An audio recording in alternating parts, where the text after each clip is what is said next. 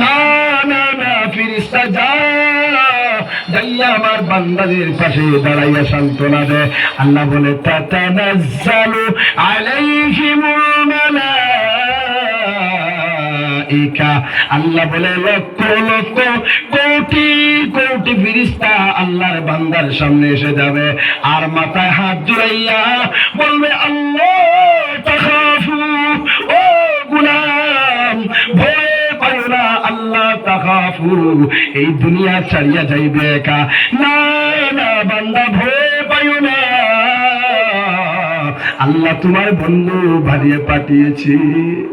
ও বান্দা, আল্লাহ বলেছিল আল্লাহু ওয়ালিয়্যুল্লাযীনা আমানু আমানু ইখরিজুকুম মিনাজ যুলুমাতি ইলান নূর।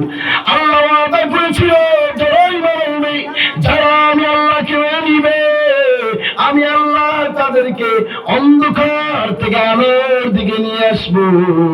ওই সময় ফেরেশতা বলবে বান্দারে ভয় পাওয়ার কোনো কারণ নাই, আল্লাহ তাআলা আমাদেরকে পাঠিয়েছে তোমার সঙ্গে ওয়াদা দিলাম জান্নাতে যাওয়ার আগ পর্যন্ত, যতক্ষণ পর্যন্ত জান্নাতে না যাইবে তোমার কবরে আমরা থাকবো, তোমার হাসরে আমরা থাকবো, তোমার মিজানের পাল্লায় আমরা থাকবো।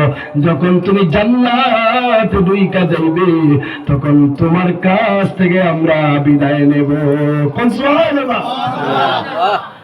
তখন আল্লাহ চিন্তায় পড়ে যায়, ঠিক আছে ভাবলাম তোমরা আমার সাথে আছো, আল্লাহ তোমাদেরকে আমার খাদিম বানিয়ে দিয়েছে, তবে কথা হলো এত যতনের আমার স্ত্রী, এত যতনের ছেলে, এত যতনের আমার মেয়ে, তাদের কি হবে? আমি যদি বাবা চলে যাই, আমি মা যদি চলে যাই, তারা কিভাবে থাকবে? তখন বলবে ওয়ালা তাহজানু, না না বান্দা তুমি চিন্তাও করো না, তাদের ব্যাপারে তোমার চিন্তা নাই, তোমার কোন চেতনার দরকার নাই। আল্লাহ তাআলা ওয়াদা করেছে তোমার বাড়িঘর সব কিছু আল্লাহ তাআলা সুন্দর করে দিবে।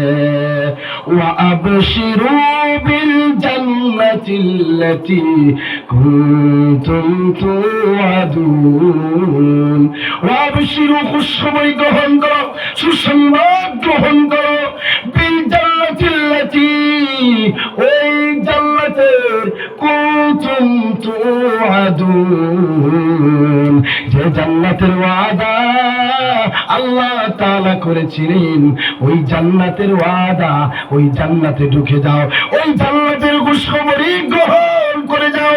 তখন নবী জীবনের সামনে জান্নাত থাকবে। ওয়া ইযা রাআইতা রাম্মা রাআইতা নাঈমা ওয়া মুলকান কাবীরা।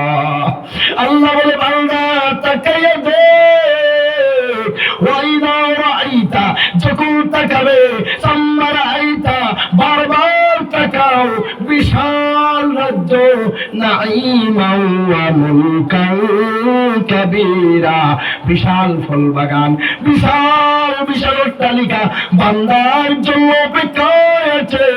ওই জান্নাত দেখে বান্দা পাগল হইয়া বলবে ফেরেশতা বাঁধন কইলা দে, আমার দেহ থেকে রূহটা বের করে দে, ওই জান্নাতে যেতে চাই। আল্লাহ বলবে দে দে ফেরেশতা রে। নবীজি বলে জগ থেকে যেভাবে পানি পড়ে, দেখেছিলেন ভাই, জগ থেকে যেভাবে পানি সহজে বেরিয়ে আয়, ওইভাবে বান্দার রূহ বেরিয়ে জান্নাতের দিকে যাইতে থাকবে। আর আল্লাহর ফেরেশতারা বলবে কুম ফাখরুজ, হে আল্লাহর বান্দা, ইয়া ওয়ালিউল্লাহ, হে আল্লাহর বন্ধু, হে আল্লাহর দোস্ত, দাঁড়াও দাঁড়াও, দুনিয়া ছেড়ে তুমি খরবাতাহা, দুনিয়ার ঘর ছেড়ে জান্নাতের দিকে যাও। কোন সুবহানাল্লাহ। এই জান্নাতের দিকে যাইতে থাকবে, তখন বর্ষে ফেরেশতা, হাজার হাজার ফেরেশতা ভিড় করে নিবে ওই রূহের সঙ্গে সালাম করার জন্য, মুলাকাত করার জন্য। সঙ্গে সঙ্গে ফেরেশতা, বর্ষে ফেরেশতা জান্নাতের রুমাল, জান্নাতের সুগন্ধি দিয়ে ওই রূহটা পেঁচাইয়া সম্মানের সহিত নেওয়া হবে, ওই বান্দা নিজে যখন নিয়ে যাওয়া হবে, আল্লাহ তাআলার তামাম ফেরেশতারা বলবে, ও আল্লাহ এটা কেমন রূহ? আল্লাহ বলবে এটা সেই রূহ কুনতুম তুআদুন, যাদেরকে ওয়াদা করা হয়েছিল আর আমি আল্লাহর কথা মেনে নিয়েছিল, সেই রূহ। আল্লাহ বলবে আসমানের দরজা খুলে দাও। ওই সময় জমিন কাঁপতে থাকবে, জাহাজ সমুদ্র দিতে থাকবে, আসমান থেকে যে আসমানে তার রিজেক্ট বর্ণিত হতো নেমে আসতো, আর যে দরজা দিয়ে তার আমল নামা উঠতে থাকবো, ওই দুইটা দরজা কাঁদবে।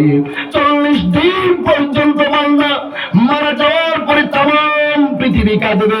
আল্লাহ বলবে, রে পৃথিবী তোরা তো নিষ্পাপ, ও গাছ গাছালি তোমরা নিষ্পাপ, ও মাছ মাছালি তোমরা তো নিষ্পাপ, কেন কাঁদতেছো?